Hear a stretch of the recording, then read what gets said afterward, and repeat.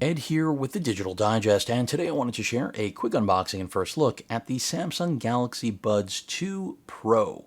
Now, I got a pair of these for myself as well as for my fiance because, well, with the pre-order of the Z Fold 4, it was pretty much a no-brainer. These were pretty much included with the purchase price. So, let me go ahead and crack these open. They are supposed to be more dynamic. We have active noise cancellation. We can also hear what's going on around us. You can see right here on the package, they're just letting you know that you have ultimate hi-fi stereo sound with two-way speakers. Of course, active noise canceling, as I just mentioned.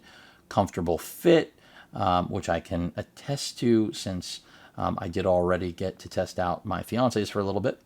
And then 5 to 18 hours of playtime. That's all going to depend on what you're doing with them. We've got 3 different colors to choose from. These are the white ones. Of course, you have wireless charging through this included case. Nothing too shocking, but nice.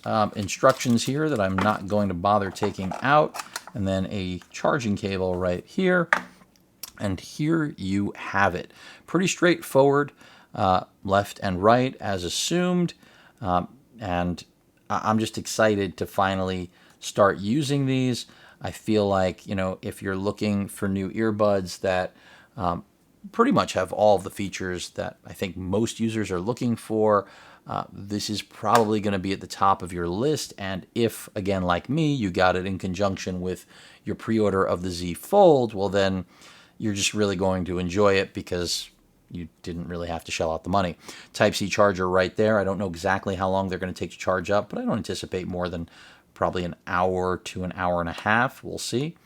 Of course, if you go wireless through a Qi charger, like the many that Samsung sells or you own from other manufacturers, of course, that's going to take longer.